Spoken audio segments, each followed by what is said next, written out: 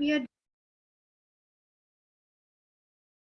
वो थोड़ा सा ज़ाहिरी बात है, एक लंबा टॉपिक है, आप एक दिन में नहीं ख़त्म कर सकते। आई बिलीव आपको रिपोर्ट्स जो है वो लिखनी आ गई हैं। और अगर जस्ट मैं एक थोड़ा सा एक आपको व्यू दिखा दूं, इफ यू रिमेम्बर, तो मैंने कल आपको रिपोर्ट का ये फॉर्मेट सिखाया था। अगर आपको फॉर्मेट अच्छा आता है, रिपीट माय वर्ड्स, कि अगर आप सही फॉर्मेट कर लेते हो तो आप सारे उसके पार्ट्स ठीक लिख लेते हो तो आपका जो है यू स्कोर मार्क्स। और अगर आपको दो तरह की रिपोर्ट्स कही जाएंगी, या तो कुछ भी नहीं कहेगा या फिर आपको मेमो रिपोर्ट कहेगा। अगर आपको कुछ भी नहीं कहेगा, क्या लिखना है, जस्ट रिपोर्ट लिखनी है, तो आप ये फॉर्मेट यूज कर लो।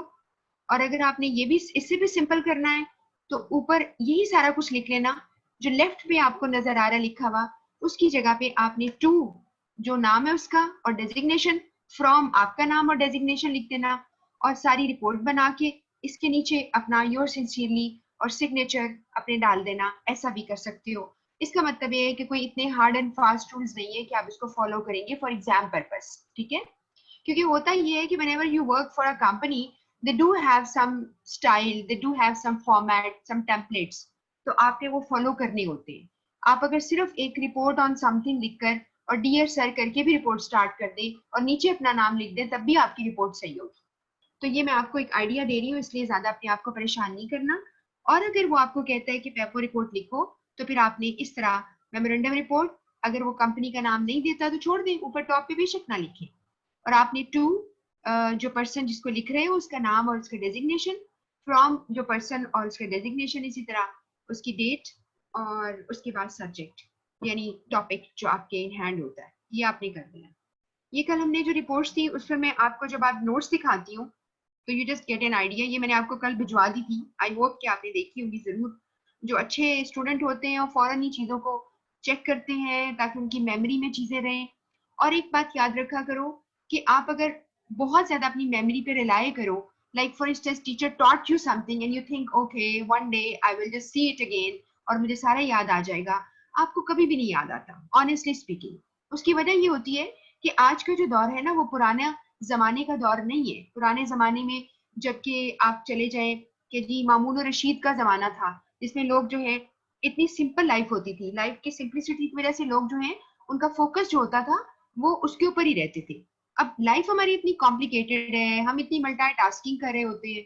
एक छोटा सा बच्चा एक वक्त में कितने काम कर रहा होता है, तो इसलिए it is better that under that topic, then when you are listening to the teacher or when you are attending any lecture, you please note down कि क्या उसने आपको बताया था, ठीक है? तो ये जरूरी बातें हैं।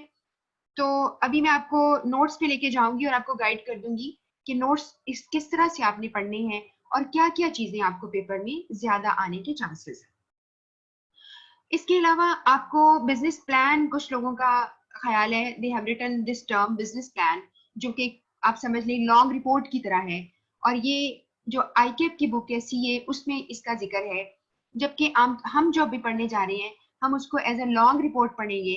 और ज्यादा जो आपकी आईसीएमई की बुक्स हैं, इसे लॉन्ग या फॉर्मल रिपोर्ट के तौर पर हम इसको आज उसको डिस्कस करेंगे। यहाँ पे लिखा है business plan is a formal written document containing business goals, the method on how these goals can be attained. उसमें ना सिर्फ बिजनेस गोल्स हैं, बल्कि क्या तरीका अडॉप्ट किया जाएगा कि हम बिजनेस गोल्स को अटेन करेंगे, and the time frame within which these goals need to be achieved. और इवन टाइम फ्रेम दिया जाता है, क्योंकि अगर टाइमलाइन आप किसी चीज की ना मुकर्रर करें तो उससे आप जो है कभी भी अपनी समझ लें गोल्स को अचीव करने का नहीं होता। जैसे अगर आप जैसे एक है ना बहुत मशहूर है, पीपल से justice delayed is justice denied. यानी अगर आपने टाइम पे जस्टिस नहीं हुआ तो आप समझ लें कि आप जस्टिस को इनकार कर रहे होते हैं, कि जस्टिस है ही नहीं, सिर्फ आप वो उसका यानी उसकी प्रेजेंस ही नहीं, एग्जिस्टेंस ही नहीं है। तो ये टाइमलाइन वगैरह इसमें होती है। अब हमने बिजनेस रिपोर्ट, जिसे कि आप लॉन्ग रिपोर्ट कहते हैं, इसके पार्ट्स यहाँ स्लाइड पे पड़े हुए हैं, आपको ये स्लाइड्स कल मिल चुकी हैं। और इसलिए मैं इसको एक्सप्लेन करना चाहूंगी, क्योंकि आप जिनको नहीं आता या जिन्हें नहीं पता वो परेशान हो जाएंगे कि ये क्या चीज है। तो आपको याद रखना है, ये बहुत जरूरी है, आपको याद रखना है कि बिजनेस रिपोर्ट जो लॉन्ग रिपोर्ट होती है उसके कुछ पार्ट्स होते हैं। एक उसका कवरिंग, एक कवरिंग लेटर है, एक टाइटल पेज है, एग्जीक्यूटिव समरी है, उसके अंदर टेबल ऑफ कंटेंट्स होते हैं, जिस तरह की किताबों के टेबल ऑफ कंटेंट्स होते हैं, जिसमें आपको चैप्टर नंबर लिखा होता है, आगे पेज नंबर लिखा होता है, आप चैप्टर देखते हो, पेज नंबर देखते हो और उसको लोकेट कर लेते हो। इसके बाद रिपोर्ट जब स्टार्ट होती है तो उसका इंट्रोडक्शन होता है, फिर उसकी बॉडी यानी डिटेल होती है, कंक्लूजन होता है, उसकी रिकमेंडेशंस होती हैं, उसके अंदर कुछ और हिस्से फाइंडिंग डिस्कशंस भी हो सकते हैं, रेफरेंस की लिस्ट हो सकती है, किन किन लोगों से आपने राब्ता किया या किन किन वेबसाइट्स को आपने देखा। इसके अलावा अपेंडिसेस होती है। तो ये एक जो कि स्लाइड थी, एक समझ लें एक पिक्चर है जो मैंने लगाई है, लेकिन मैं आपको जो सिखाऊंगी वो नोट कर लो, मैं अभी नोट्स पे लेके जा रही हूँ, वहां पर आपको सिखाऊंगी। ये वो चीजें हैं जिस पर आपको एमसीक्यूज आएंगे, इसको लिखना कुछ नहीं आएगा पेपर में, सिर्फ एमसीक्यूज आएंगे। यहाँ नीचे डेफिनेशन है, a long report is the culmination of many weeks of hard work. अगर आपने एक लॉन्ग रिपोर्ट लिखी है तो बहुत दिन, बहुत वीक आप उस पर काम करते हो। It differs from a short report in purpose, scope, format and many times audience. यानी उसका ऑडियंस डिफरेंट हो सकते हैं, बाहर के लोग भी हो सकते हैं जो एक्सटर्नल पढ़ेंगे, और उसका पर्पस कुछ और होता है, उसका स्कोप बहुत वाइड होता है। फॉर्मेट आप कैसे लेते हो, जिस तरह की आपने एक बहुत बड़ी किताब जैसे लिखी जाती है उस तरह का फॉर्मेट इसको इस्तेमाल करते हो, जैसे मैन्युस्क्रिप्ट फॉर्मेट होता है, मैं भी आपको उसके बारे में बताती हूँ। उसके बाद ये long report provides N in depth view of an issue. In depth का मतलब है बहुत ही डिटेल्ड, यानी बहुत ही उसमें बताया जाता है, उसकी बहुत ही डिटेल्स दी जाती है। यहाँ पर एक मैंने मुझे एक गूगल इमेज से एक एग्जीक्यूटिव समरी मिल गई, तो मैंने यहाँ पे लिखी है। अब मैं आपको जो आज पढ़ाने जा रही हूँ लॉन्ग रिपोर्ट, उसके अंदर एग्जीक्यूटिव समरी का जिक्र जरूर आएगा। मैं आपको क्यों ये एक्सक्लूसिवली बता रही हूँ, उसकी वजह यह कि एग्जीक्यूटिव समरी पे बहुत सवाल आते हैं, और एक सवाल है परमानेंट जो आता रहता है, वो है executive summary is the most red document.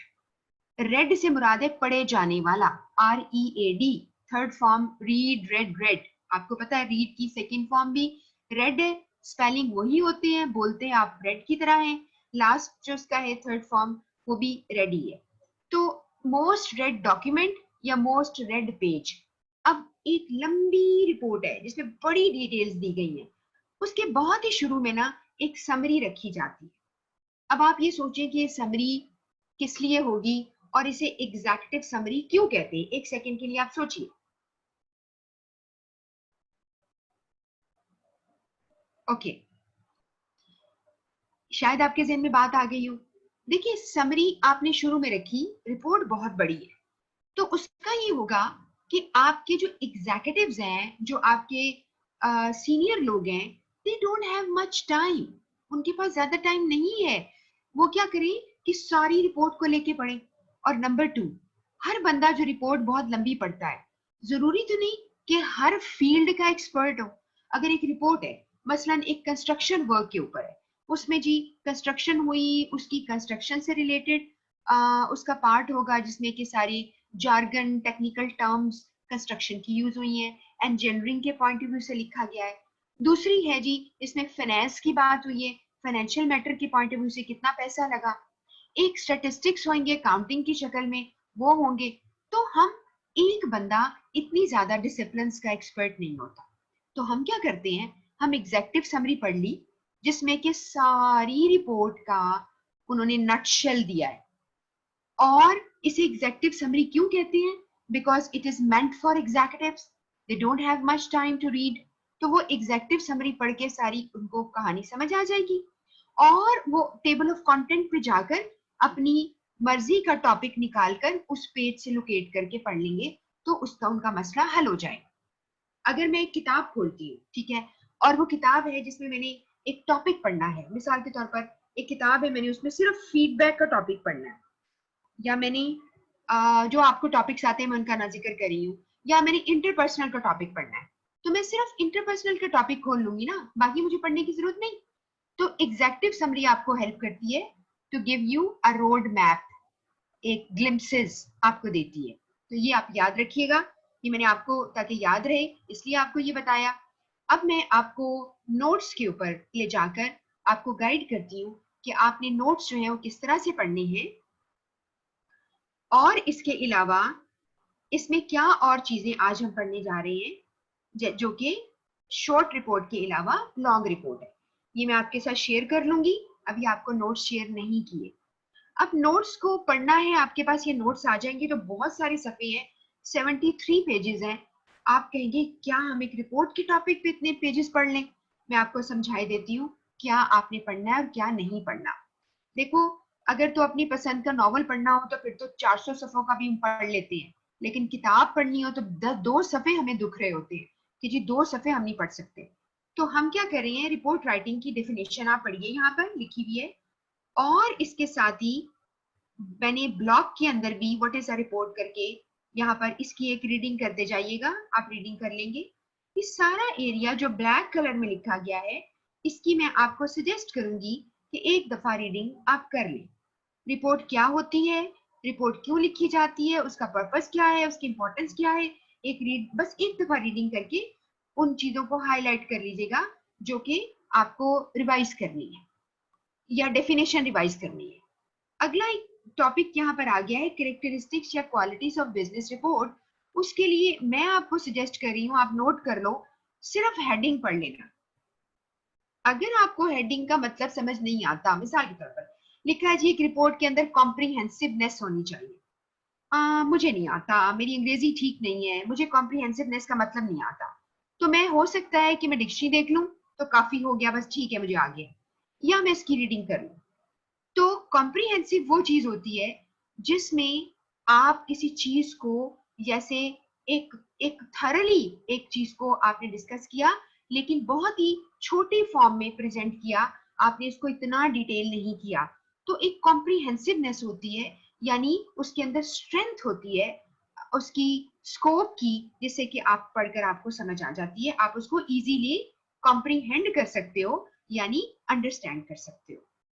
Conciseness जो है ये आप पहले भी पढ़ चुके हो, ये आई थिंक 2 दफा इसमें लिखा गया है। कंसाइजनेस कोहेसिवनेस होती है, ऑब्जेक्टिव यानी कि वो न्यूट्रल होती है, ये मैंने आपको पहले भी बता दिया है, कल भी रिपीट किया था। और फिर उसकी क्लासिफिकेशन अगर आप करें सिंपली, तो आपके पास रिपोर्ट्स 2 तरह की, एक आपको याद होगा कल मैंने आपको स्लाइड पे क्लासिफिकेशन सिखाई थी, जो कि सीए की बुक में उसने कहा था वॉलंटरी ऑथराइज रिपोर्ट होती है, ओके मतलब बता दिया आपको मैंने। इंफॉर्मेशनल एनालिटिकल होती है, वो मैंने आपको मतलब बता दिया। तो शॉर्ट और लॉन्ग रिपोर्ट होती है, फॉर्मल इनफॉर्मल होती है, ये बेसिक्स हैं जो स्लाइड पे पढ़ी हैं, वो बेसिक्स हैं। इसके अलावा दूसरे बेसिक्स ही हैं, कभी कभार रिपोर्ट्स ऐसी होती हैं, एक रिपोर्ट होती है उसे कहते हैं ओरल रिपोर्ट, और दूसरी होती है रिटन। ओरल तो होगी, अब आप कहेंगे ओरल रिपोर्ट क्या होती है? ओरल रिपोर्ट में आप एक रिपोर्ट तैयार करते हो, आप एक मीटिंग हो रही है उसके अंदर आप उसको प्रेजेंट कर देते हो, आपके पास जैसे ऑडियो विजुअल एड्स होती हैं, आपके पास स्लाइड्स बनी होंगी, आपने प्रेजेंटेशन की तरह उस रिपोर्ट को प्रेजेंट कर दिया। आपने कोई रिसर्च की है, आप किसी जगह से आए हो, आपने कहीं बाहर कंट्री में अपने कंपनी के बिहाफ पर कॉन्फ्रेंस अटेंड की है या कोई मीटिंग अटेंड की है, वो आकर आप सारी उसकी रिपोर्ट देते हो और आप बताते हो कि कोई कंपनी आपके साथ अगर काम करना चाह रही है तो उसकी क्या रिक्वायरमेंट्स है, उसकी आपने ओरल रिपोर्ट बनाई। अगर आप रिटर्न रिपोर्ट कहते हो तो उसके लिए 2 तरह की रिपोर्ट होती हैं, एक रूटीन रिपोर्ट्स हैं जिसके लिए आपको कोई मुश्किल नहीं आती, आप आराम तरीके से करते रहते हो, जैसे कि नॉर्मल रूटीन होती है। लेकिन कुछ रिपोर्ट्स नॉन रूटीन होती हैं, उन्हें हम स्पेशल रिपोर्ट्स कह देते हैं, तो वो स्पेशल ओकेजन के लिए होती है। अब अगर वो स्पेशल रिपोर्ट है तो वो कभी शॉर्ट होती है, अगर शॉर्ट हो तो हम ज्यादातर उसे मेमो फॉर्मेट में लिख देते हैं, ज्यादातर इसलिए ब्रैकेट में लिखा हुआ है। और लॉन्ग रिपोर्ट होती है, फॉर्मल रिपोर्ट होती है, जो मैं अभी आपको आज पढ़ाऊंगी। इसके बाद वाई ऑर्गेनाइजेशन नीड रिपोर्ट्स, इसको आप रीड कर लेंगे, आप एक दफा, बस एक दफा रीड करेंगे कि इसका फायदा क्या होता है। How to write effective report, इस पे आपके पास कुछ टॉपिक्स हैं, जैसे अपना ऑब्जेक्टिव देखो, ऑडियंस को देखो, अपने टॉपिक को रिसर्च करो, ये आता है। उसके बाद फॉर्मल वर्सेस इनफॉर्मल रिपोर्ट क्या फर्क है, आप एक रीडिंग कर लेना थोड़ी सी, मैंने आपको पहले ही बता दिया है। इनफॉर्मल रिपोर्ट ज्यादातर इंटरनल होती है, जिसमें आप बहुत ज्यादा फॉर्मेट मुश्किल वाला इस्तेमाल नहीं करते और आप लोगों को सर्कुलेट कर देते हैं और लोग इसको पढ़ लेते हैं। लेकिन जो फॉर्मल रिपोर्ट होती है वो बहुत ही किसी डीप टॉपिक के ऊपर होती है, और उसको हम लोगों के लिए, आप उसको बहुत ही ज्यादा डिटेल में उसका स्कोप, उसका सब्जेक्ट प्रेजेंट करते हो। उसके अंदर अक्सर लोगों का ख्याल है कि रिपोर्ट 2 तरह से लिखी जाती है, एक इंफॉर्मेशनल, एक एनालिटिकल। आपको सेपरेटली भी याद रखना है। ये नहीं कि आपको मेन हेडिंग के नीचे जब तक ये नहीं आएगा याद नहीं करेंगे। एक रिपोर्ट है इंफॉर्मेशनल, मैंने आपको कल बताया था, report without recommendation. Analytical report is a report with recommendation, आपने ये बात याद रखनी है। इसके बाद कुछ रिपोर्ट्स की टाइप्स हैं, वो कल भी मैंने आपको सिखाई। स्टैट्यूटरी रिपोर्ट जो कि कोई लॉ है, कानून है, उसके ऊपर फॉलो करती है, आप उसको लिखते हैं। इसकी कुछ मिसालें इसके अंदर लिखी हुई है नोट्स के अंदर।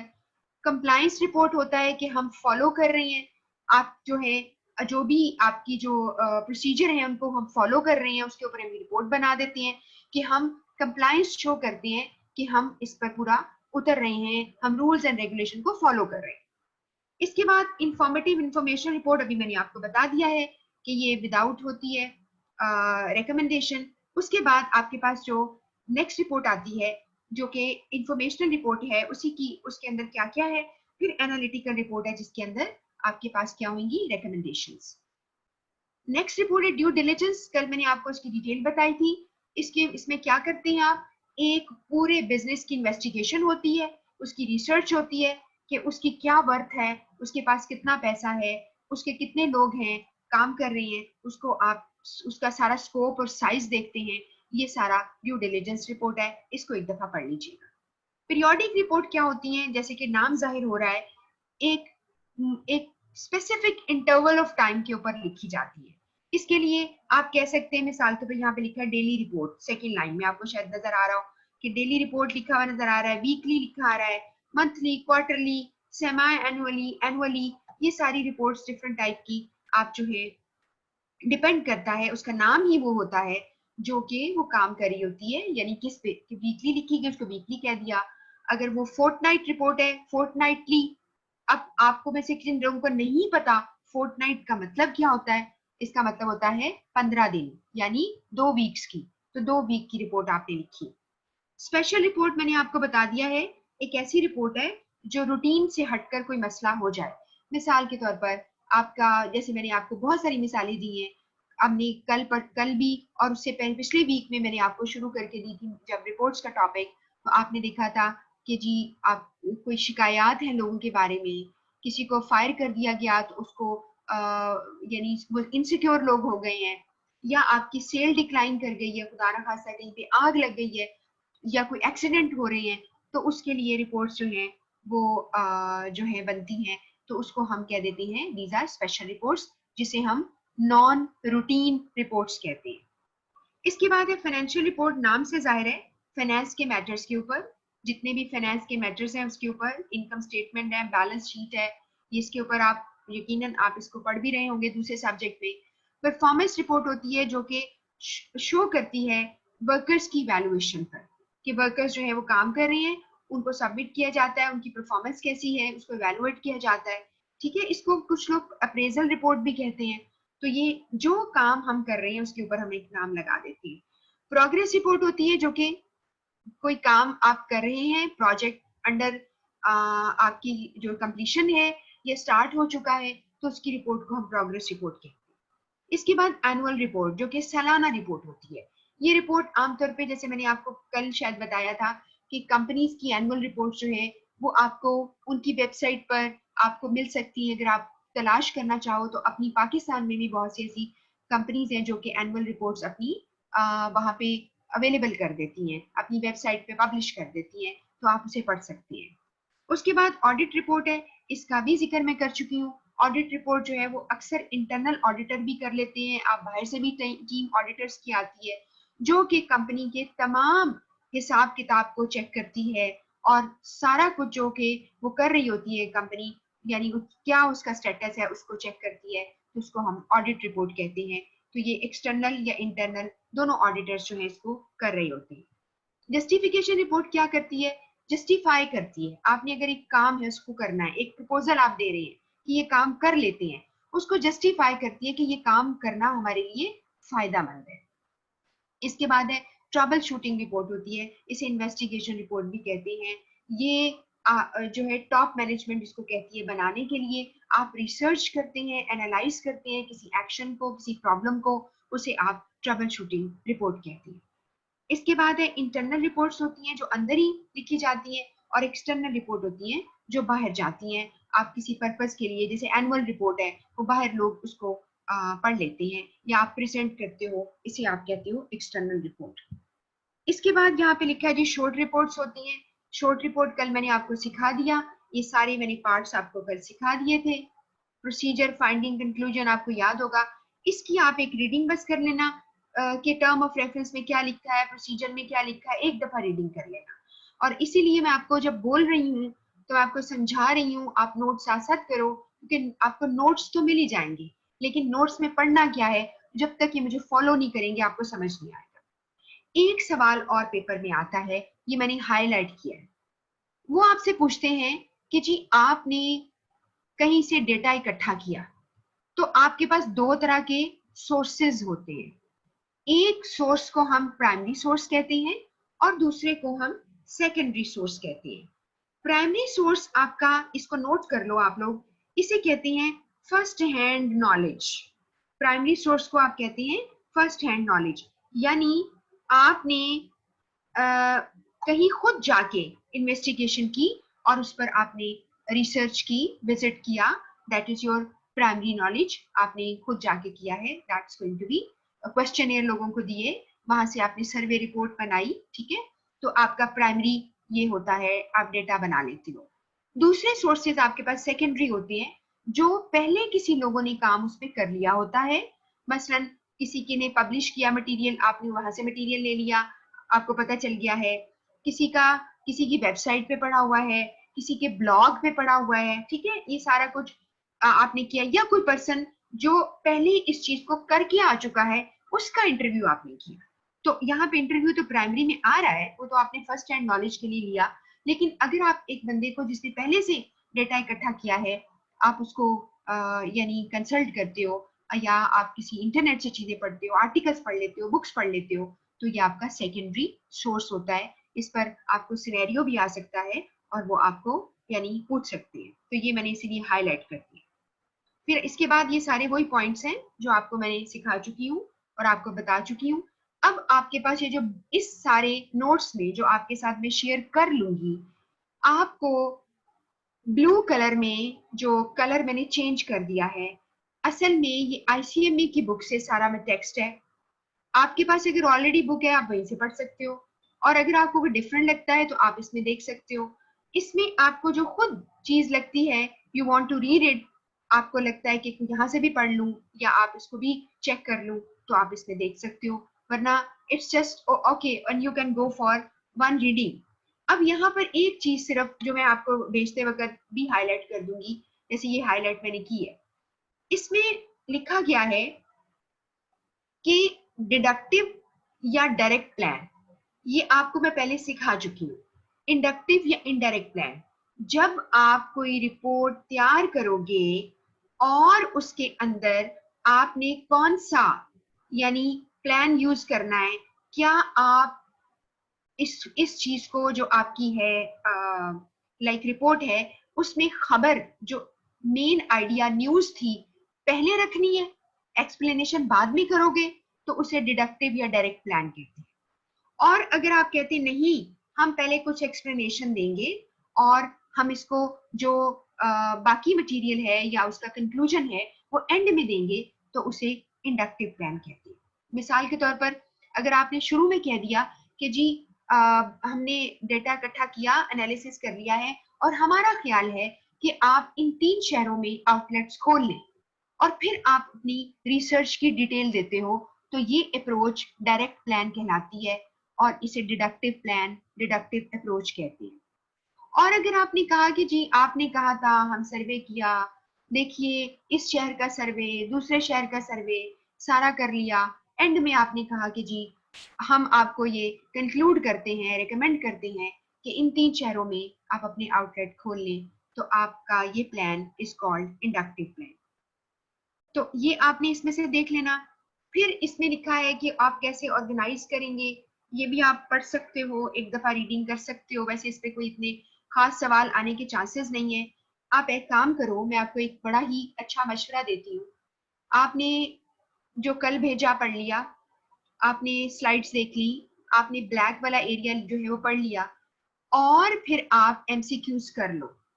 अगर आपको एमसीक्यूज में कोई चीज समझ ना आए तो फिर यहाँ से सर्च कर सकते हो कि आप मजीद क्या पढ़ लें। आप टॉपिक आपके सामने पढ़े हैं, वहां से आप उसको ढूंढ सकते हो। ठीक है, तो this is how you can understand कि how to do a report.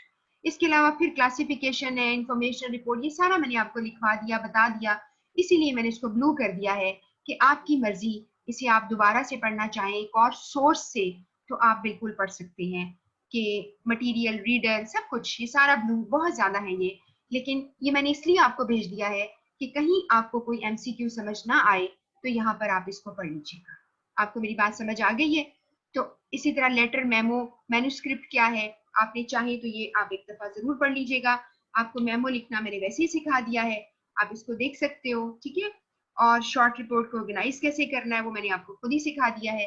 तो सारा कुछ आपने कर लिया। ये सारा ब्लू वाला एरिया आप तब पढ़ेंगे, जैसे कि यहाँ पर देखिए एक अभी कॉन्फ्रेंस रिपोर्ट आपके पास आई है, जो कि उस एरिया में जो मैंने आपको भेजा है ब्लैक वाला, उसमें ये रिपोर्ट का जिक्र नहीं है।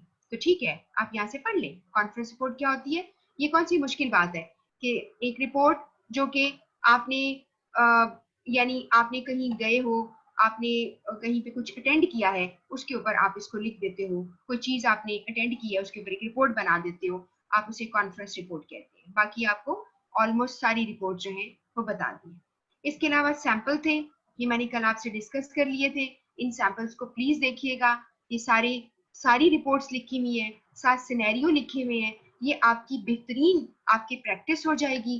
कल कुछ आपको भेजी है, कुछ ये पढ़ी है, आप सारी मिलाकर जब पढ़ लोगे तो आपको रिपोर्ट बहुत अच्छी बनानी आएगी, लेकिन फॉर्मेट वही यूज करोगे जो कि मैंने आपको सिखाया है। तो यहाँ पर ये वाला जो है पार्ट टिकट्स वाला, ये मैंने आपको कल भी करा दिया था। ये यहाँ पे यानी दोबारा से आ रहा है, आपको मैंने जो आपको भेजा था उसके अंदर ये मौजूद है।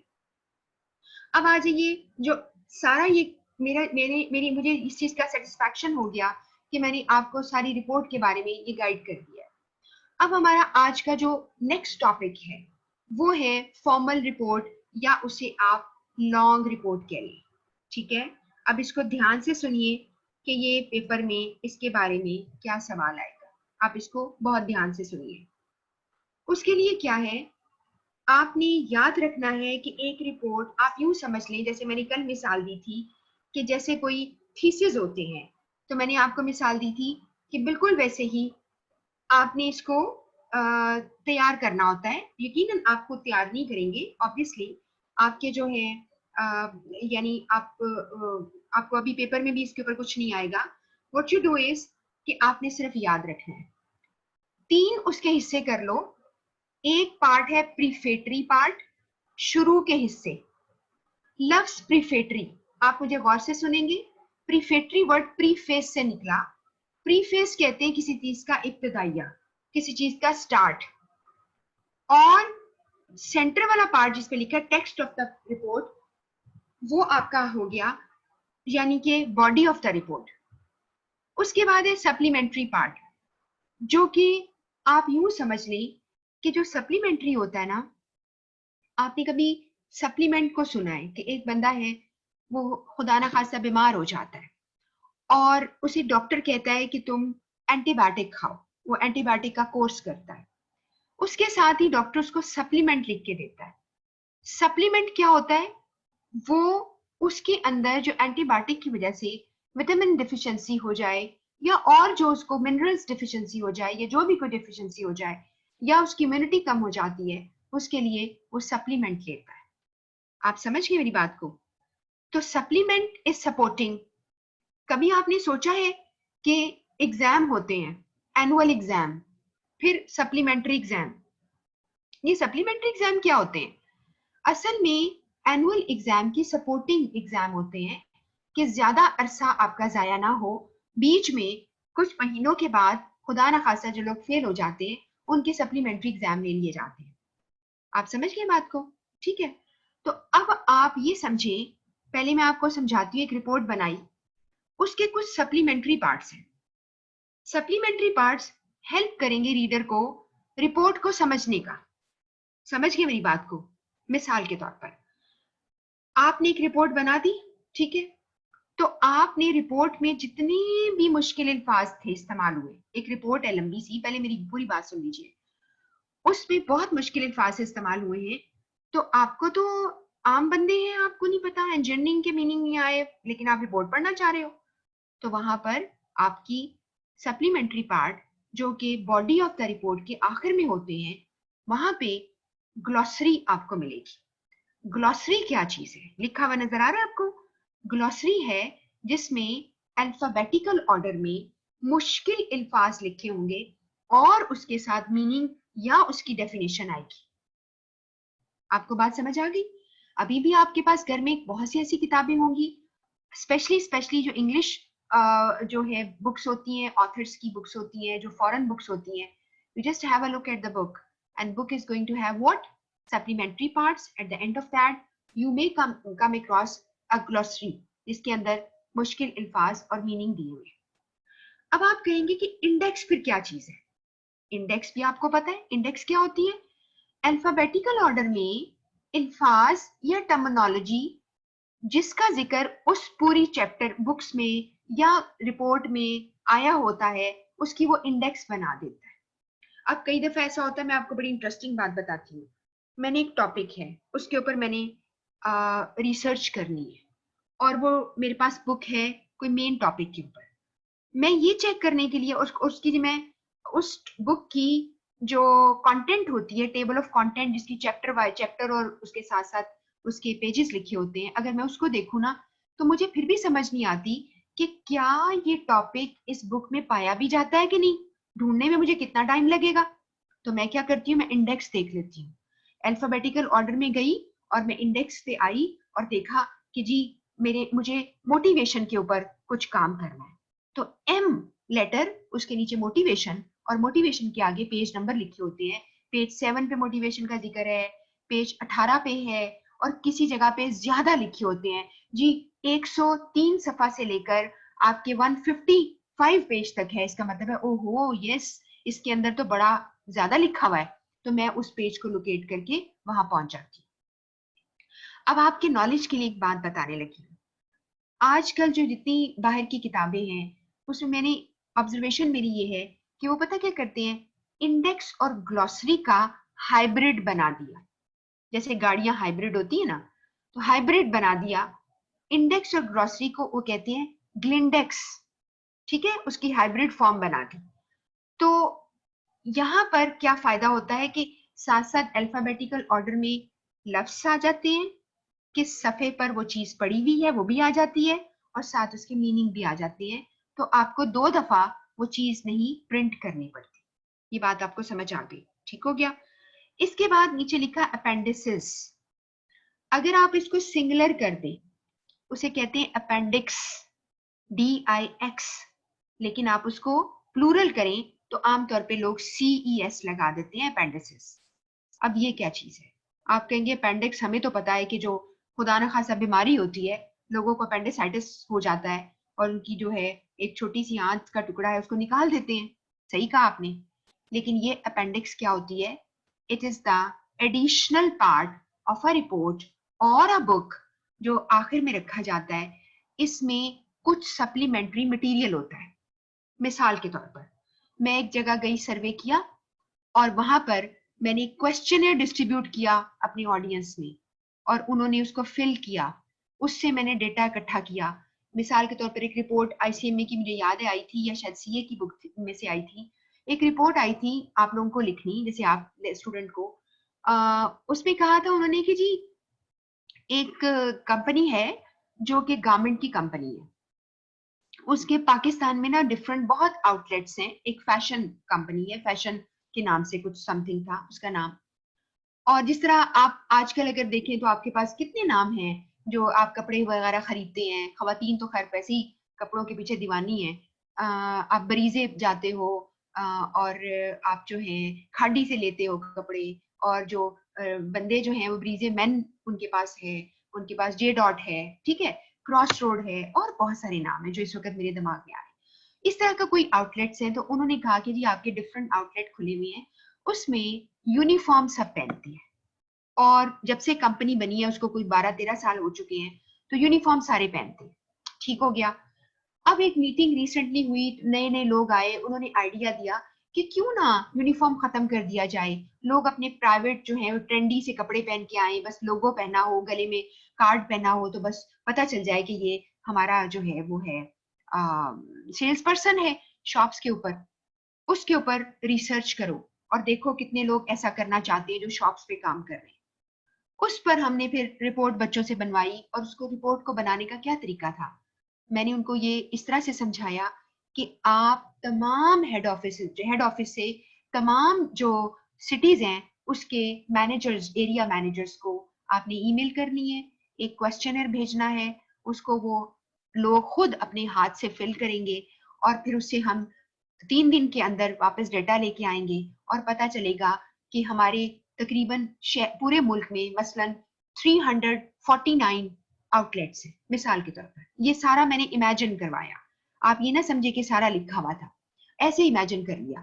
349 आउटलेट्स थे, और उसके अंदर हमने कहा जी तकरीबन अगर 349 है, हर एक आउटलेट पे 3 से 4 एवरेज कर लो, तो आपने कहा जी कोई 1000 से ऊपर हमारे जो है ना निकल आए वर्कर्स। जब उनसे पूछा गया तो उन्होंने कहा नहीं जी, बहुत सारे लोग कंफर्टेबल थे यूनिफॉर्म पर, और उन्होंने कहा कि कुछ लोग ऐसे भी होते हैं जो अफोर्ड नहीं कर सकते, उनके पास इतने ज्यादा कपड़े नहीं हो सकते। आप क्या एक्सपेक्ट करते हैं कि एक सेल्स पर्सन जो है शॉप पर आपको कपड़े दिखाता है, वो कोई किसी वेल ऑफ फैमिली का थोड़ी होगा, तो ऐसे लोगों को और मसले में डालना है। इसलिए उन्होंने कहा नहीं, यूनिफॉर्म रखें, लेकिन सिर्फ यूनिफॉर्म आप चेंज कर दें। तो आपको बताने लगी हूँ कि अब मैंने उसकी अगर अपेंडिक्स बनानी है रिपोर्ट की, तो मैं क्या करूंगी, एक क्वेश्चनर की कॉपी भी रखूंगी। मैं ये शो करने के लिए कि जी मैं बहुत जबरदस्त रिपोर्ट राइटर हूँ, मैं अपना सीवी भी बीच में रख दूंगी अपेंडिक्स के अंदर, और जिन जगहों की मैंने कोई तस्वीरें किसी जगह पे ली हैं या मैंने कोई और चीज ली है, मैं सारी अपेंडिक्स में रख दूंगी। उसको बकायदा आप अपेंडिक्स का नाम देते हो, ज्यादा हो तो ज्यादा आप कर लेते हो, आप वो बना देते हो। ये सारी आपको बात समझ आ रही है। आखिरी पार्ट इसमें लिखा है बिब्लियोग्राफी। ये क्या होता है, बिब्लियोग्राफी क्या होता है? अच्छा, आपको ये पता है ना कि बिब्लियोग्राफी से मिलता जुलता आपको शायद लफ्ज ज़हन में आ गया, एक होता है बायोग्राफी, होता है एक होता है ऑटोबायोग्राफी, वो आपने सुना जरूर होगा। बायोग्राफी क्या होती है, जो आप अपनी लाइफ की जो हिस्ट्री होती है ना आपकी, अगर कोई बंदा लिखता है तो उसे बायोग्राफी कहते हैं। अगर आप अपनी लाइफ हिस्ट्री खुद लिखते हैं तो उसे ऑटोबायोग्राफी कहते हैं। ये वो चीज नहीं है, जरा गौर कीजिएगा। बिब्लियोग्राफी क्या है? रेफरेंसेस है। मैंने रिपोर्ट बनाते कौन कौन सी किताबों से पढ़ा, कौन कौन सी वेबसाइट को देखा, और उनके लिंक्स में शेयर कर सकती हूँ यहाँ पर, उसे आप बिब्लियोग्राफी कहते हैं। These are kind of what references. तो ये रिपोर्ट के सप्लीमेंट्री पार्ट्स हैं। इनमें से किसी एक पर आपको सवाल आ सकता है, वो आपको पूछेगा, आपने बता देना, लेकिन आपको ये नीचे जो आएगा मजीद पेज के ऊपर, वो सारी एक्सप्लेनेशन लिखी हुई आ जाएगी। मैंने इतनी लंबी तकरीर इसलिए की है कि आपको ज्यादा मेहनत ना करनी पड़े, आप मेरी बातों से समझ जाएं कि इंडेक्स क्या है, अल्फाबेटिकल ऑर्डर में सारे मुश्किल वर्ड्स, सारी टर्मिनोलॉजीज किस पेज पे यूज हुई हैं वो आ गई, टॉपिक्स पेज आ गए, ग्लॉसरी टर्मिनोलॉजीज मुश्किल हैं, जार्गन है, उसके मीनिंग आ गए, उसकी डेफिनेशन आ गई। अपेंडिसेस एक्स्ट्रा मटेरियल, किसी चीज का डेटा इकट्ठा कैसे किया, कोई आपने क्वेश्चनर बनाया है, कहीं से तस्वीरें ली हैं, वो आपने डाल दी। बिब्लियोग्राफी जहां जहां के रेफरेंसेस हैं, ताकि लोग जो हैं अगर चाहे, अगर सॉफ्ट में आपकी रिपोर्ट पड़ी है, इवन वो लिंक को क्लिक करते हैं कंट्रोल और प्रेस करके, तो वो उस लिंक से आप उस पेज पे चले जाएंगे जहां से आपने मटेरियल वहां से एक्सट्रैक्ट किया। ठीक है, समझ गए बात को? अब आ जाइए जी प्रीफेटरी पार्ट, जो कि शुरू के हिस्से। शुरू के हिस्सों में सबसे पहले बिल्कुल, अब अपनी आपके पास अगर कोई किताब इस वक्त सामने है, आपको नजर आ रही है अपने कमरे में पड़ी हुई, आपके इर्द गिर्द, या आपके वैसे इमेजिनेशन में आ रही है, तो उसका एक कवर होता है ना। रिपोर्ट एक एक किताब का कवर नहीं होता पूरे वाला, जिसे टाइटल पेज भी लोग कहते हैं, वो वाला। उस कवर पर डिसाइड करते हैं कि करना क्या है। ठीक है, आमतौर पे कुछ कंपनीज जिनकी बड़ी रेगुलर बेसिस के ऊपर रिपोर्ट्स बनती हैं, जैसे एनुअल रिपोर्ट्स होती हैं, तो फिर वो पता क्या करते हैं, उनका एक परफेक्ट स्टाइल होता है, बिल्कुल ऐसे ही कवर का स्टाइल होता है, जैसे कि आप लोगों को किसी अच्छी कंपनी की, किसी अच्छी ऑर्गेनाइजेशन की आपके पास अगर एनुअल डायरी पड़ी हो, आप देखें तो वो कितनी खूबसूरत, उसके ऊपर एक पैडेड सा या लेदर का कवर होता है। ऐसे ही रिपोर्ट्स के कवर बना दिए जाते हैं और उस पर बकायदा या तो उसके ऊपर स्टैंपिंग यानी एनग्रेविंग हुई होती है, अंदर खुदाई करके स्टैंप लगी होती है, या एम्बोस्ड होता है यानी उभरा हुआ होता है। तो उस पर नाम वगैरह लिखा होता है, किसने रिपोर्ट लिखी, क्या टॉपिक है, क्या डेट थी, वो लिखी हुई आपको दिखाई देती है। जिस तरह के एग्जाम्पल के तौर पर मैंने आपको डायरी बताई, आपकी सालाना डायरी जिस किसी अच्छी कंपनी की छपी हो या आपने बाजार से खरीदी है, तो उस पर यही तरीके से आपको डायरी जो है मिलती है। उसके बाद अंदर टाइटल फ्लाई होता है जो कि उसी चीज को ही रिपीट कर रहा होता है। बिल्कुल ऐसे ही आप अपने पास अपनी कोई किताब खोल के देखिएगा, एक कवर पेज है और अंदर उसके टाइटल फ्लाई है, उसके ऊपर फिर किताब का नाम है और राइटर का नाम है और सारी पब्लिशिंग लिखी हुई है ना। बिल्कुल ऐसे ही रिपोर्ट होती है। अभी मैं आपको इसका टाइटल पेज दिखाती हूँ। इसके बाद है, और जब आपका रिटर्न पेपर आया करता था, अब तो आपका थोड़ा एमसीक्यूज है, थोड़े अपना लिखना है, ज्यादा एमसीक्यूज है, तब आपको ना बहुत से सवाल आए हुए हैं पास्ट पेपर में। आपको कहा है ये टाइटल पेज डिजाइन करें, ये कहा गया है, ठीक है। अच्छा, अब आप आगे आइए कि जी एमसीक्यूज के लिए प्रेपरेशन कर रहे हैं और बड़ी ये एक इंपॉर्टेंट बात आपको बताने जा रहे हैं।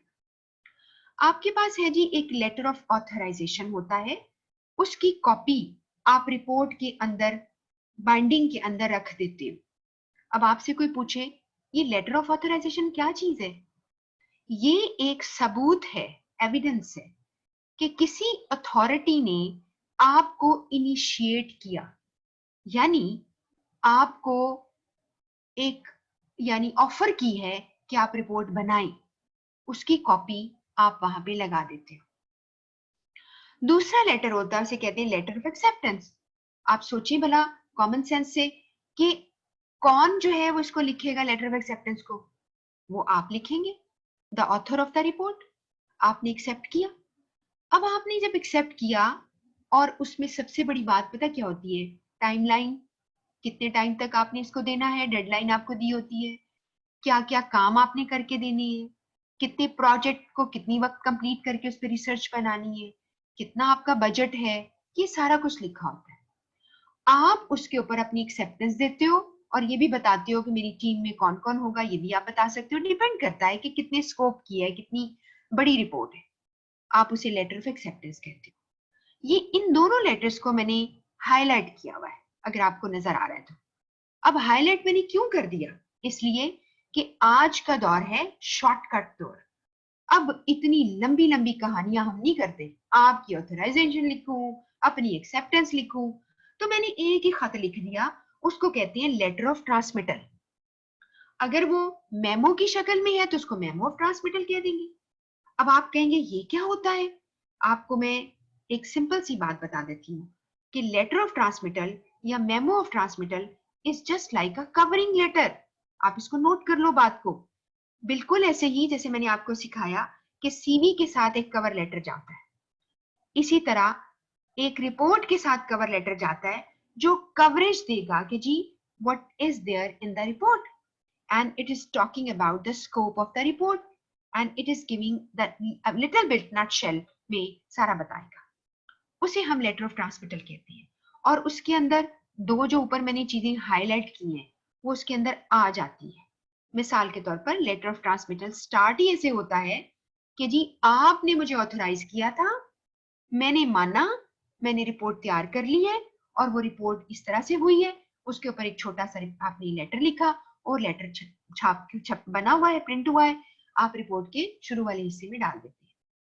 तो क्या किया आपने, you have quitted, you have skipped what, आपने क्विट क्या किया है, लेटर ऑफ ऑथराइजेशन की अब जरूरत नहीं है, लेटर ऑफ एक्सेप्टेंस की जरूरत नहीं है, अब आपको सिर्फ letter of transmittal that is containing authorization, that is containing acceptance as well. तो आपने ट्रांसमिटल लगा दिया, जिसे आपको मैंने सिखाया है, इसका दूसरा नाम है कवर लेटर। ठीक हो गया। और इसे ट्रांसमिटल भी कहते हैं because it is transmitting information to the reader. एक और बात जो मैं रिवाइज कर रही हूँ, जो मैंने आपको कल भी बताई थी, आज मैं फिर यानी पहले बताई थी, मैं फिर आपको नीचे भी बताऊंगी। जब मैंने आपको, इसको नोट कर लो अगर आपने नहीं पहले सुना हुआ, अगर आप एक सीवी भेजते हो किसी एडवर्टाइजमेंट के जवाब में, उस सीवी को हम सोलिसिटेड सीवी कहते हैं। अगर किसी ने इंक्वायरी की और उसके जवाब में आप खत भेजते हो और पूरी इंफॉर्मेशन देते हो, वो आपका सोलिसिटेड सेल्स लेटर है। और अगर नहीं खुद से भेजते हो तो उसे अनसोलिसिटेड कहते हैं। तो यहाँ पर ये चीज भी हम देखेंगे आज कि कुछ चीजें सोलिसिटेड होती हैं, कुछ अनसोलिसिटेड होती हैं। तो ये जो रिपोर्ट है, जाहिर है किसी ने कहा आपको बनाने को, तो ये सोलिसिटेड है। आप कहेंगे ये तो सोलिसिटेड है, और वैसे भी किसका इतना दिमाग खराब है कि वो सारी रिपोर्ट जो है वो इस तरह से तैयार करेगा। कल जैसे मैंने आपको बोला वॉलंटरी रिपोर्ट्स होती हैं, दे आर अनसोलिसिटेड रिपोर्ट्स। ठीक हो गया। लेटर ऑफ ट्रांसमिटल के बाद आपके पास टेबल ऑफ कंटेंट आता है, जैसे कि आपकी किताब के अंदर होता है।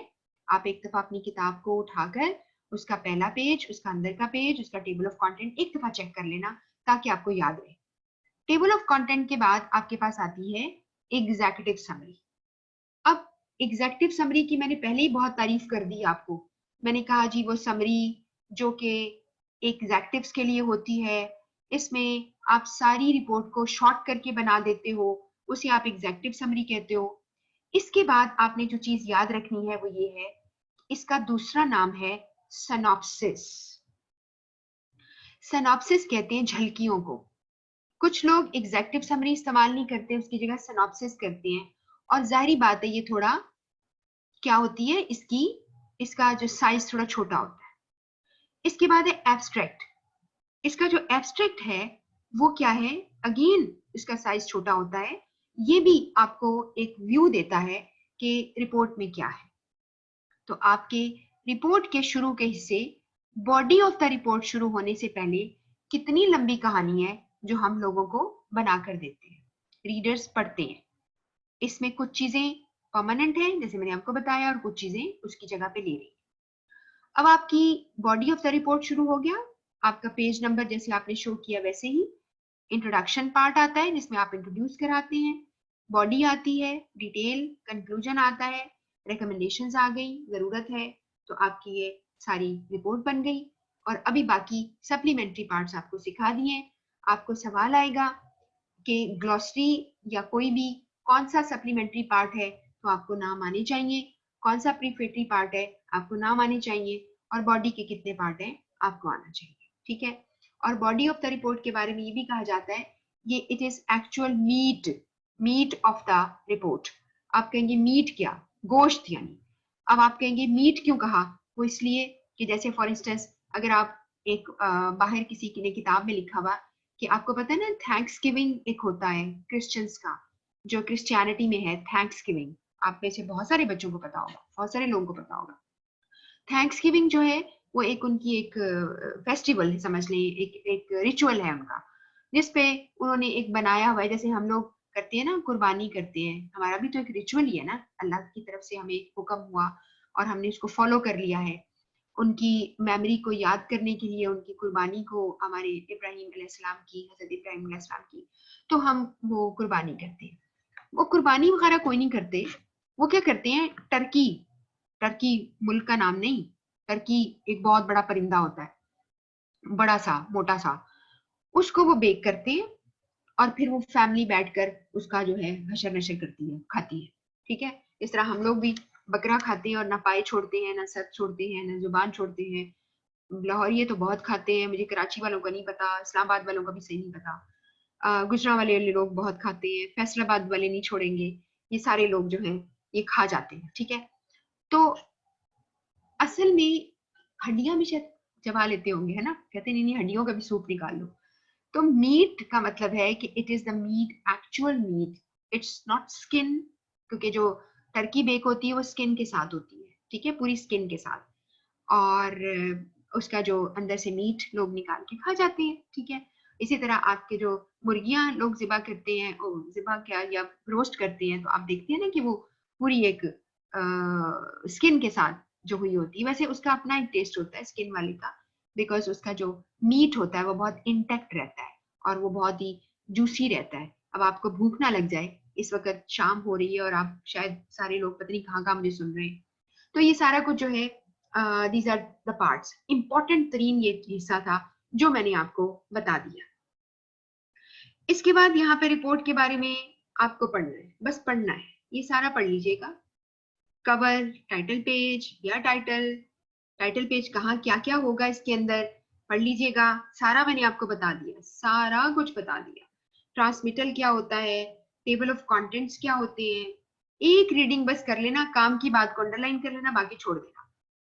और उसके बाद ये summary, table of figure depend करता है, ग्लॉसरी, कुछ चीजें मैंने आपको जो बता दी हैं उसी तरह से अपेंडिक्स या अपेंडिसेस, इसमें देखा उसने लिखा मैप्स होते हैं, कॉम्प्लेक्स फॉर्मूला होते हैं, कोटेशंस होती हैं, फोटोग्राफ्स होती हैं, ये सारा मैंने आपको बता दिया। और मैं आपको बताऊं इसके अलावा जो किताबें भी होती है ना, उसमें भी अपेंडिसेस होती है। जैसे आपको मैं मिसाल देती हूँ, जिन लोगों को बहुत शौक होता है, बार बार पूछते हैं हर्टा मर्फी की बुक पढ़ लें, तो जरूर पढ़ लें, मुझे इस पे क्या एतराज है। हर्टा मर्फी की बुक जो आपके सिलेबस में दी गई है, उसके अंदर भी बड़ी जबरदस्त तरीके से उन्होंने क्या किया हुआ है, पूरी किताब खत्म हो जाती है, जिनके पास है वो चेक कर सकते हैं मेरी बात कंफर्म करने के लिए। जब किताब खत्म हो जाती है तो आखिर में ना अपेंडिसेस दी हुई है, आप चेक कर लीजिए ना, अपेंडिक्स ए, अपेंडिक्स बी, इस तरह करके दी हुई है। उन अपेंडिसेस में क्या है, उसमें उन्होंने इनडायरेक्टली कुछ चीजें किताब के अंदर जो आपको आनी चाहिए, लेकिन मैं किताब के अंदर नहीं पढ़ा सका या पढ़ा सकी, खातून है वो जिन्होंने किताब लिखी, तो उन्होंने क्या किया कि मिसाल के तौर पर आपको बताया कि रिपोर्ट अच्छी लिखा करो, अच्छा ठीक है, रिपोर्ट में ऑडियो विजुअल डाला करो, ये भी समझ आ गई, ग्राफ और चार्ट डाल दिया करो, ठीक है समझ आ गई, लेकिन भाई मुझे ग्राफ चार्ट बनाने नहीं आते, क्या करूं? तो उसके लिए उसने अपेंडिक्स में आपको ग्राफ चार्ट बनाने सिखा दिए। बात समझ में आ गई? फिर उसने कहा 7 C's पढ़ाया, और 7 C's में कहा जी पंक्चुएशन ठीक रखा करो, आप उस पर करेक्ट किया करो पंक्चुएशन, सारा कुछ बताया। अच्छा ठीक हो गया, तो कैसे पंक्चुएशन, तो मुझे बिल्कुल नहीं आती, उन्होंने अपेंडिक्स के अंदर आपको पंक्चुएशन भी पढ़ा दी, ठीक हो गया। फिर कहती है जी ग्रामर ठीक करो, और एक अपेंडिक्स में ग्रामर भी पढ़ा दी। तो बुक्स के अंदर अपेंडिसेस इसलिए रखी जाती हैं कि कुछ टॉपिक्स जो डायरेक्टली बुक के साथ नहीं मैच करते, उसके साथ कंसिस्टेंट नहीं होते, कॉरेस्पॉन्ड नहीं करते, तो what they do is they are putting that in a different separate section and they call it very like smartly they say appendix लगा दी। अब अगर आप ये कहें ना कि रिपोर्ट यकीन करें खतों के साथ अपेंडिक्स होती है, एक खत है थोड़ा लंबा हो गया, उसके अंदर अपेंडिक्स रख देते हैं, बना देते हैं, उसके अंदर सारी चीजें डालते हैं, मैं बॉस को सारा कुछ बताना चाह रही हूँ और मैंने लेटर के अंदर सारा सारा जो डेटा है वो इकट्ठा करके डाल दिया है, तो people do write letters with appendices. आपको मेरी बात अब समझ आ गई है ना? तो ये एक तरीका है। तो this is all you read about appendix, ये क्या होती है, आपको मैंने इसके बारे में ज्यादा गाइड कर दिया, बिब्लियोग्राफी बता दिया है, सोर्सेज ऑफ मटेरियल, और यहाँ पर तो होगा किताबें किताबें, पुरानी ये बुक है इसमें लिखा हुआ है, मैंने आपको बता दिया है कि जी जैसे आपको पता है जितनी मैं जैसे काम करती हूँ अगर ट्रेनिंग के लिए या मैं कोई किताब पे काम कर रही होती हूँ, तो मुझे जो बहुत मटेरियल मिलता है अच्छा, वो मुझे लोगों के ब्लॉग्स में से मिलता है, ठीक है। मॉडर्न कॉन्सेप्ट है ये कि आपको किस में से मिलेगा, ब्लॉग्स के अंदर से। तो आप जो है आप ब्लॉग जो है वो पढ़ें लोगों के, ठीक है, और उसमें आर्टिकल्स होते हैं बहुत अच्छे, और इवन जो राइटर्स होते हैं एक्सेसिबल हैं, you can talk to them, contact number तक दिए होते हैं उन्होंने, ठीक है। तो वो ये सारा कुछ है। अब आपके पास आया जी एक चीज जो मैंने दिखाना चाहिए, वो है कि आपको क्लियर कर दूं कि अगर आपकी रिपोर्ट है उसका टाइटल पेज कैसा डिजाइन हुआ होगा। तो आपका टाइटल पेज है, मिसाल के तौर पर हेडिंग ऊपर लिखी, सब्जेक्ट ये वाला है, effective use of microfilm technique and equipment, मिसाल के तौर पर कोई भी टॉपिक है, कोई भी टॉपिक है, हमें इससे कोई कंसर्न नहीं, ना ही में पेपर में कोई सवाल आने लगा है बनाने वाला, सिर्फ नॉलेज के लिए पढ़ रहे हैं कि इसके अंदर होना क्या चाहिए। प्रिपेयर्ड फॉर, जिसके लिए प्रिपेयर की है उसका नाम, उसका डेजिग्नेशन, उसकी कंपनी। प्रिपेयर्ड बाय, जिसने लिखी उसका डेजिग्नेशन, उसकी कंपनी, अगर कंपनी ए की है तब वैसे लिख सकते हो, ठीक है, फिर मेमो का इस्तेमाल किया जा सकता है, और नीचे डेट लिखी जाती है, this is submission date, report कब सबमिट हुई। इसके बाद है जी यहाँ पर मैंने आपको मेमोरेंडम ऑफ ट्रांसमिटल दिखा दिया। फिर वही बात है, देर आर अनलाइकली चांसेस कि आपको पेपर में सिचुएशन आए और कहें कि इसके ऊपर लेटर ऑफ ट्रांसमिटल लिख दो, सिर्फ आप नॉलेज ले लो, आपको पेपर में सवाल नहीं आने लगा। अभी आपके पीछे जितने मैंने पेपर्स लोगों से पता किए, कोई ऐसा सवाल नहीं आता आपको 20 नंबर के जो आपका पार्ट है ना, रिटर्न पार्ट, नहीं आता। आप परेशान ना होइएगा। बस आपको मैंने एक चीज बस उसकी पकड़ के गिरा लगा लो कि व्हाट यू आर डूइंग। आपको दो चीजें करनी है जो मैंने अभी आपको सिखा दी है। एक आपने लेटर टाइप रिपोर्ट बना दे, एक मेमो टाइप बना दे, उसके पार्ट्स याद कर लें, मटेरियल बीच में फेंके, चलो जी खत्म हो गया। हर एक का स्टार्ट याद कर लें कि आपने जो है टर्म ऑफ रेफरेंस का स्टार्ट, मेथोडोलॉजी का स्टार्ट, फाइंडिंग का स्टार्ट, उसके बाद उसका कंक्लूजन का स्टार्ट, रिकमेंडेशन का स्टार्ट। कुछ भी नीचे एबीसी जो तुम्हें दिमाग में आएगी लिख देना। आपको इंशाल्लाह आप फेल नहीं होने वाले, ठीक है, आप पास हो जाएंगे। तो ये आपके पास मेमो ट्रांसमिटर उसने दिया कि जी मैंने आपके कहने पर ये रिपोर्ट तैयार की है, इस रिपोर्ट में ये ब्ला ब्ला किया है, ये आप जरूर पढ़ लेना, ठीक है, आप एक रीड कर लेना ताकि आपको तसल्ली हो जाए। आपकी चीजों को इतना ज्यादा कॉम्प्लिकेटेड ना बनाया करें। ये आप जैसे ही और हम जैसे इंसान हैं जिन्होंने ये लिखा है। आपकी मर्जी है, जो मर्जी लिखे। अब जैसे आज मुझे मेरे कॉलीग जो है उन्होंने एक मुझे दिखा रहे थे, उन्होंने मुझे कहा कि देखिए, क्योंकि मैं लोगों के सीवी वगैरह पे अक्सर उनको कर देती हूँ, तो क्योंकि मैं पढ़ाती हूँ, सीवी पढ़ाती हूँ, how to write a good CV. तो उन्होंने मुझे कहा कि आप जरा ये चेक करें। एक सीवी उन्होंने मुझे दिखाया, एक बंदा जो है वो एक सीवी लिख रहा है जिसमें ना बड़ी इंटरेस्टिंग बात, जो हमें हम सब हंस भी रहे थे, बजाय ये लिखने के कि मैंने ये किया है, मेरी ये एजुकेशन है, उसने ना अपने नाम के आगे, जैसे मिसाल के किसी का नाम है, जैसे ये सारा शाह नाम है, ठीक है, सारा शाह ने अपना सीवी लिखा, मिसाल दे रही हूँ, सचमुच नहीं। सारा शाह ने एक सीवी लिखा है, उसमें लिखा है वाई सारा शाह, आगे क्वेश्चन मार्क, यानी आप मुझे क्यों हायर करेंगे, और नीचे अपने बारे में क्वालिटीज लिखी हुई है। खुदा के लिए ऐसे सीवी मत बनाना। वैसे तो जो मर्जी कर लो, कोई बात नहीं है, लेकिन ऐसा सीवी आप नहीं बना सकते, ठीक है। तो ये मतलब ये कहने का कि लोग अपना तजुर्बात करते रहते हैं। कंटेंट आमतौर पे आपके पास ऐसे ही होता है ना किताबों में, टेबल ऑफ कंटेंट्स, कि आपका कौन सी चीज किस जगह पे है, कौन सी चीज किस पेज पे है, आप पेज नंबर देते हो, ठीक है। और ये आपका यहाँ पे खत्म हो गया है टॉपिक, किस चीज का, रिपोर्ट राइटिंग का।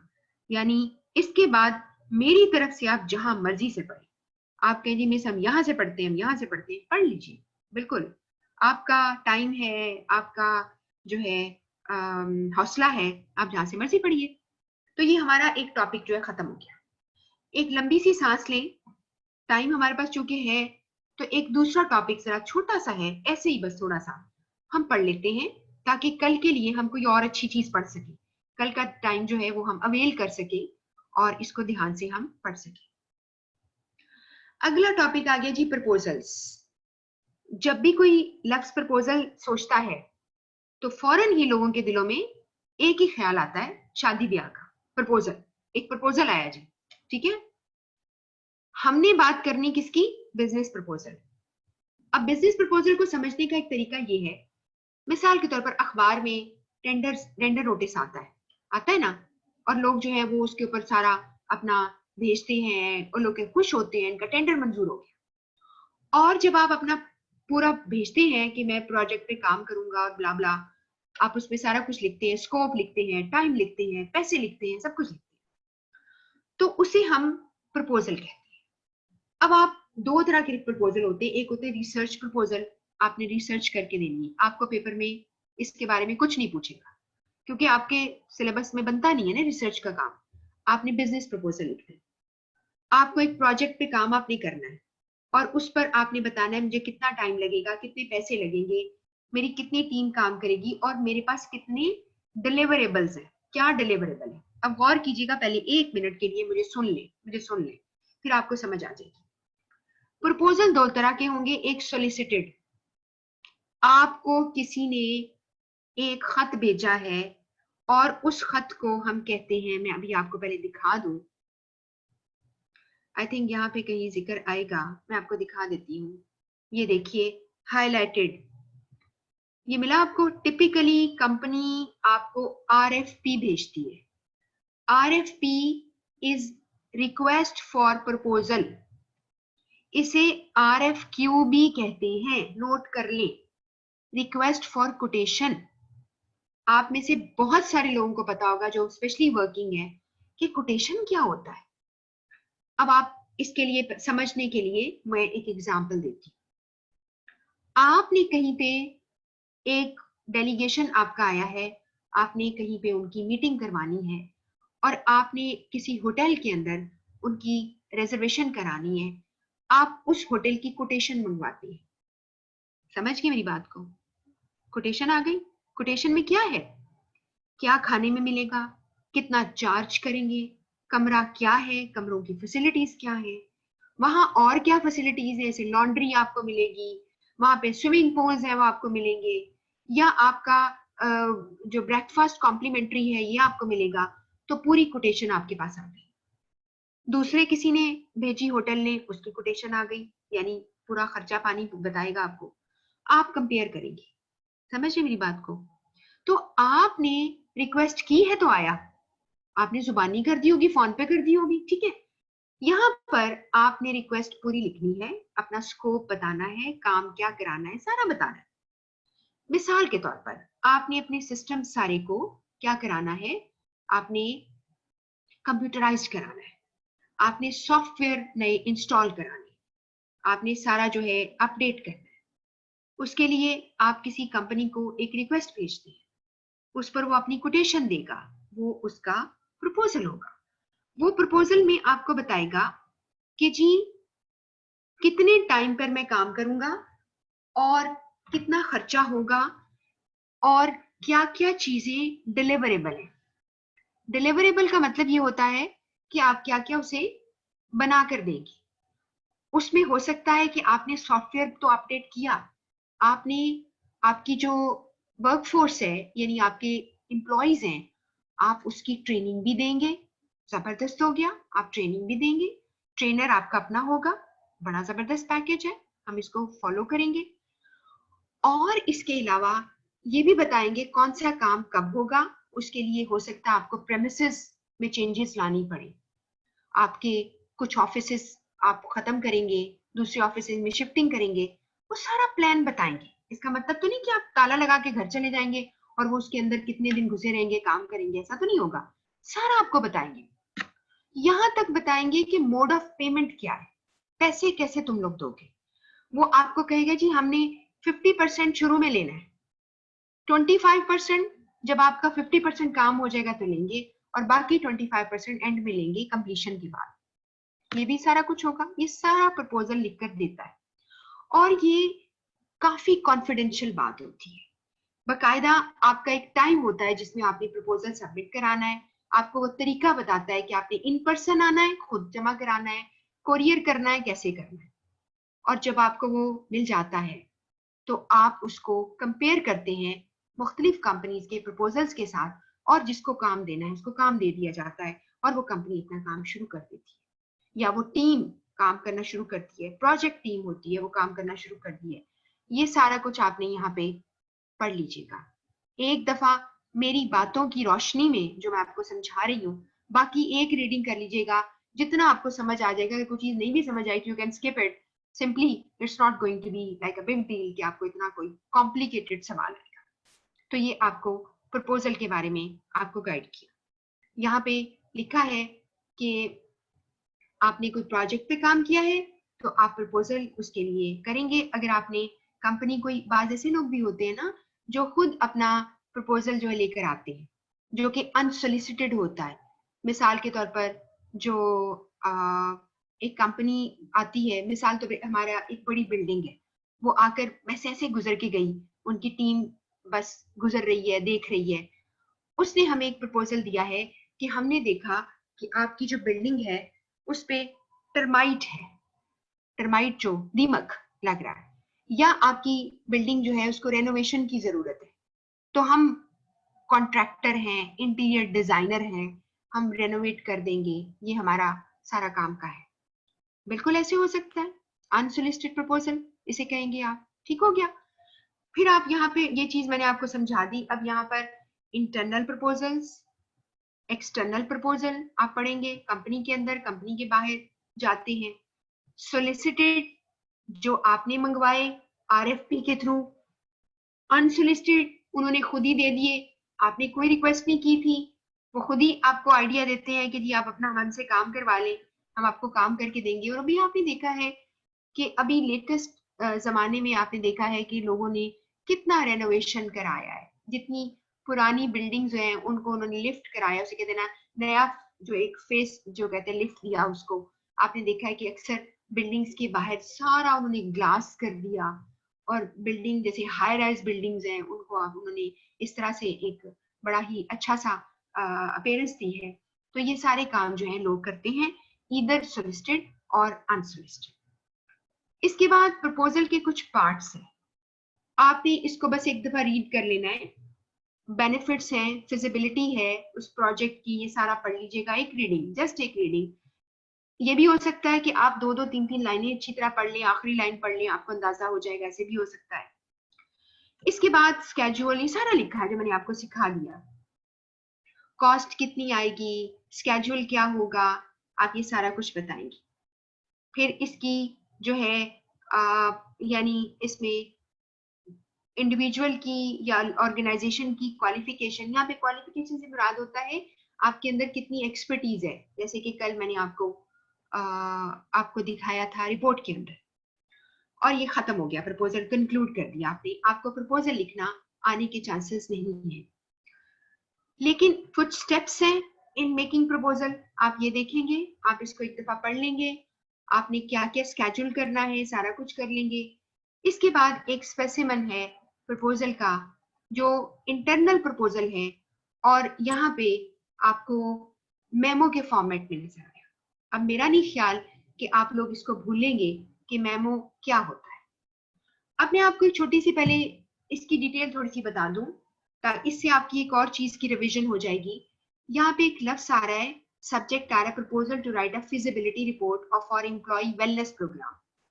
यानी आपने एक रिपोर्ट तैयार करनी है, उसमें बहुत आपका खर्चा आएगा। वो रिपोर्ट वेलनेस प्रोग्राम पर है, यानी आप अपनी इंप्लॉयज की हेल्थ के बारे में बड़े कॉन्शियस हो रहे हैं, और आप उनको क्या एटमोसफेयर देंगे जिससे वो हेल्दी रहेंगे। अब आपको एक बड़ी इंटरेस्टिंग बात बताऊं कि आजकल के दौर में जितनी भी आपको बड़ी बड़ी फर्म्स नजर आती, कंपनियां नजर आती हैं, स्पेशली स्पेशली इंटरनेशनल, आपको मैं उसका कल्चर बताऊं, मल्टाई जो नेशनल कंपनीज हैं उनका कल्चर।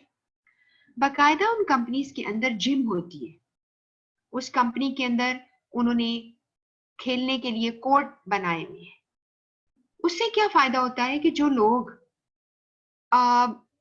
बीच में ब्रेक लेते हैं, instead of wasting their time in gossips, गप्पे लगाना, ग्रेप वाइन और इधर उधर की बातें, रूमर्स फैलाना, वो अपने काम के वक्त को हेल्दी जिम कर लेते हैं, ट्रेडमिल लगी हुई है उसको चढ़ जाते हैं, और मेरा ख्याल है कि वो इतने थक जाते हैं कि अब उनको गॉसिप का टाइम ही नहीं रहता। और number two, people are very conscious about their health, if they are conscious, और वो फिर अपने आप को फिट और स्मार्ट रखते हैं इस तरह से, ठीक है, कैलोरीज बर्न कर लेते हैं।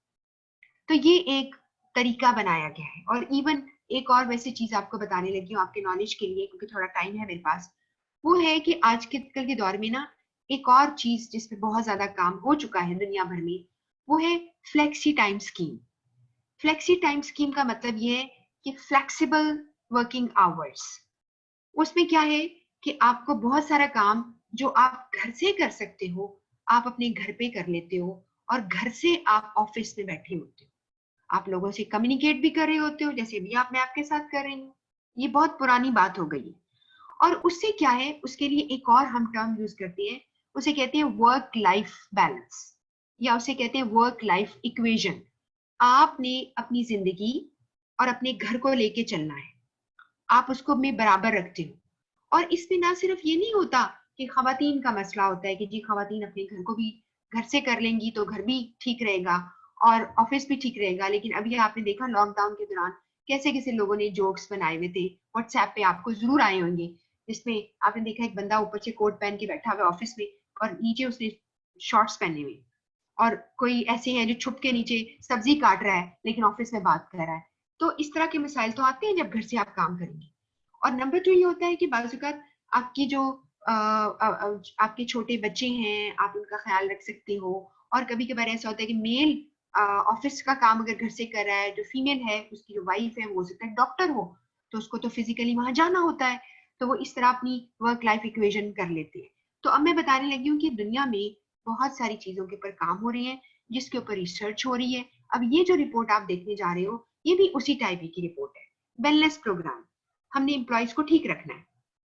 और एम्प्लॉयज को ठीक पता क्यों रखते हैं, आपको बताऊं क्या बात है? क्योंकि बहुत बड़ी तादाद लोगों की जॉब स्ट्रेस की वजह से डेथ हो जाती है, बीमार हो जाती है इतनी ज्यादा, that's leading to death. And sometimes, और अभी भी आपने अगर सुना होगा, खुदा ना खास्ता बड़े बड़े प्रॉब्लम्स होते हैं, यंग लोग उनका कार्डियक अरेस्ट हो जाता है। कार्डियक अरेस्ट समझते हैं ना, heart attack, sort of heart attack हो जाता है। और जितने भी यंग लोगों का हार्ट फेल होता है, उनके सर्वाइवल के चांसेस कम है हार्ट अटैक से, क्योंकि उनका हार्ट बहुत यंग होता है। और जो बूढ़े लोग होते हैं, उनको अगर हार्ट अटैक होता है तो वो बच ही जाते हैं, चाहे घर वाले कहें कि खुदा के लिए फारिग हो जाइए बंदा, खुदा ना खास्ता। अक्सर होता है ना कि लोग जो है वो तंग पड़े होते हैं बूढ़ों से, कई कई फैमिलीज में खुदा ना खास्ता ऐसा होता है। तो बूढ़ा बंदा नहीं मरता, बच जाता है अक्सर, क्योंकि उसका हार्ट वीक होता है। इसकी एक मेडिकल रीजन है। तो वो उसको इतना हार्ट को पंप ऑफ जो ब्लड और ऑक्सीजन और ये वो सब कुछ नहीं चाहिए, जिसकी वजह से like they can survive, they can withstand. और ये शायद इतना दुनिया के प्रेशर ये होते हैं कि अभी ये प्रेशर कोई माने नहीं रखता, ये भी हो सकता है ना, फनी बात अगर करें तो खैर कोई बात नहीं, हर बंदे ने यंग है बूढ़ा भी होना है, ठीक है, ये तो होता ही रहता है, दुनिया का असूल है, आना है तो जाना भी है, ठीक है।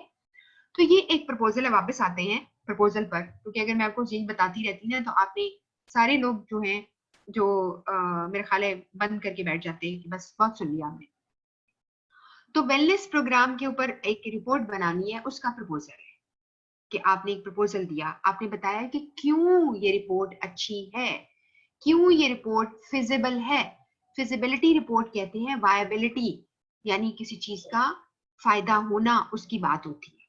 इसके लिए उन्होंने लिखा है, पहले इंट्रोडक्शन दिया, उसके बाद दिया है नीड फॉर वेलनेस प्रोग्राम, क्या होनी चाहिए, हेल्दी इंप्लॉइज हों, वेलनेस प्रोग्राम हेल्दी इंप्लॉइज होंगे। आप हेल्थ जो इंश्योरेंस क्लेम नहीं करेंगे, कुछ लोग करेंगे, जब वो ठीक रहेंगे तो हेल्थ इंश्योरेंस नहीं क्लेम करेंगे, और इंश्योरेंस की कॉस्ट कम हो जाएगी, एंड ब्ला ब्ला सारा कुछ लिखा हुआ है। रिपोर्ट के ऑडियंस कौन होंगे ये आप जरा पढ़ ले, ये सारा लिखा हुआ है, प्रपोजल है। अब ये रिपोर्ट नहीं है, ये प्रपोजल ऑफ रिपोर्ट है।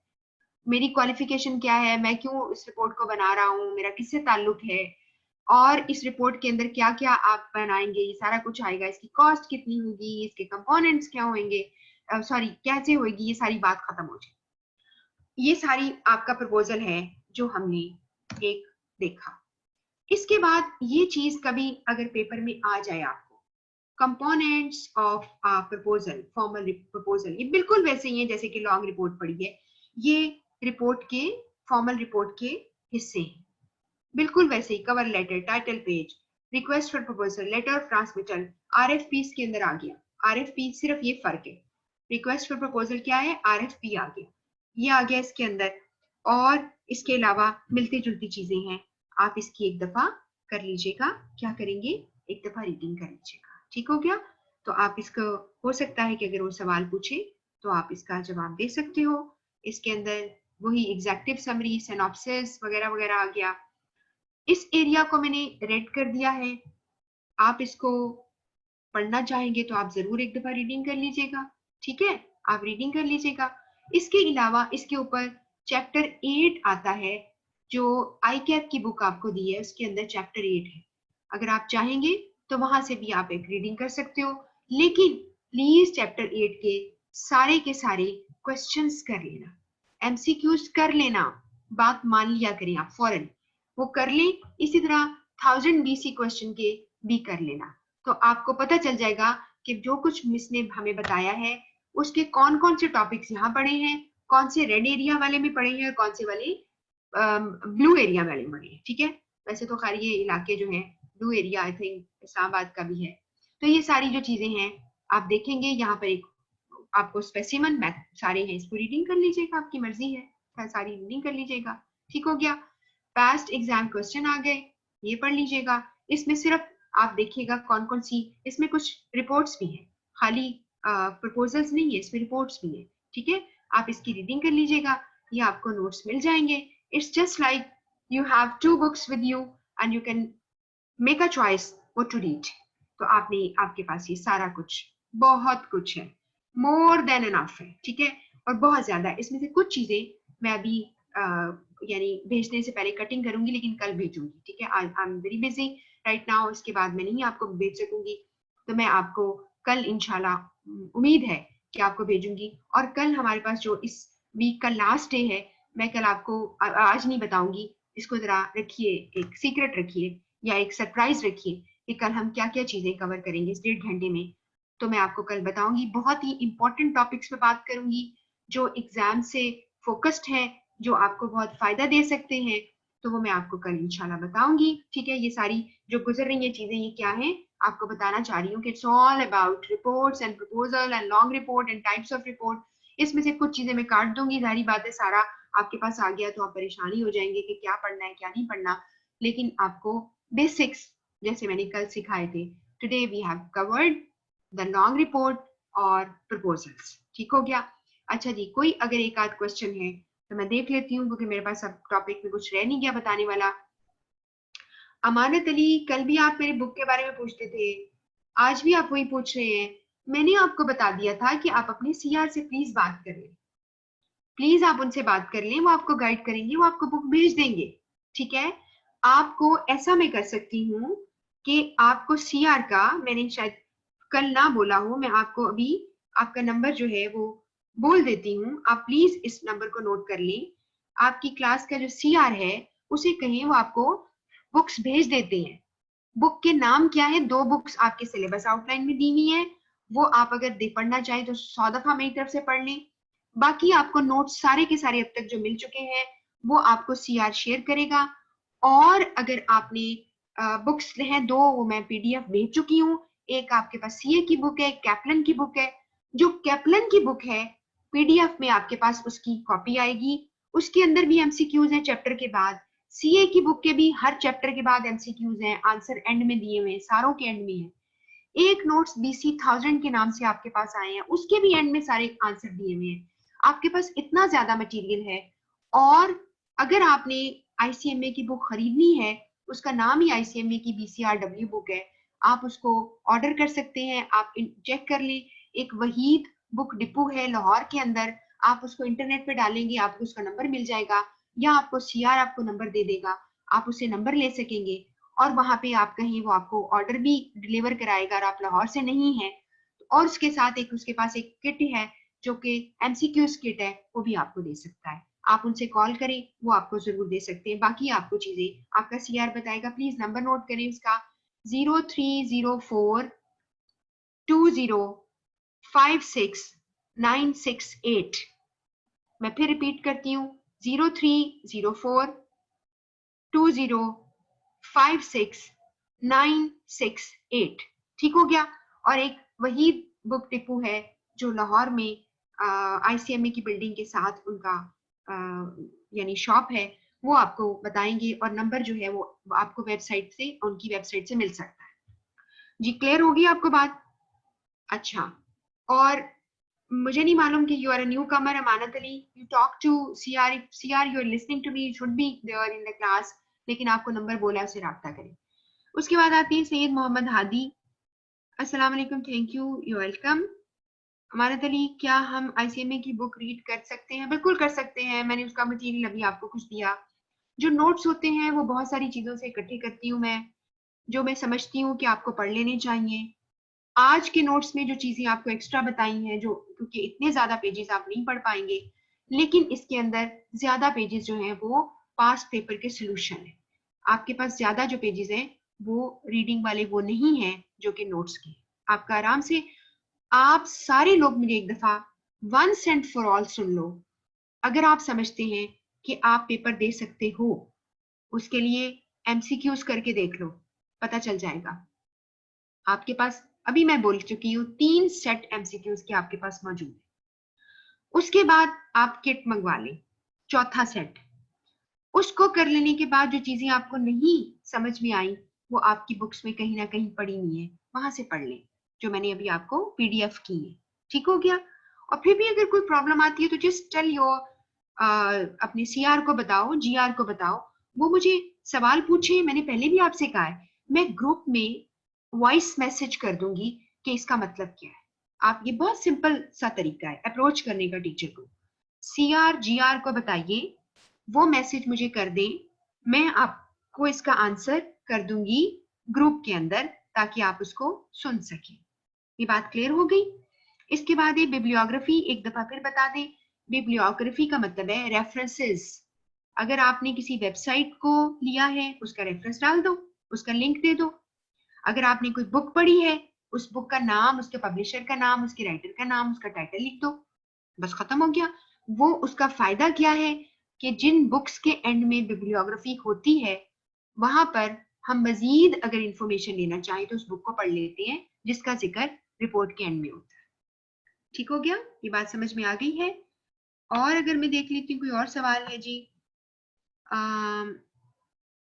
जीआर का नंबर, जीआर आप, you are a boy, you should talk to CR, तो मैंने आपको सीआर का नंबर बोल दिया है।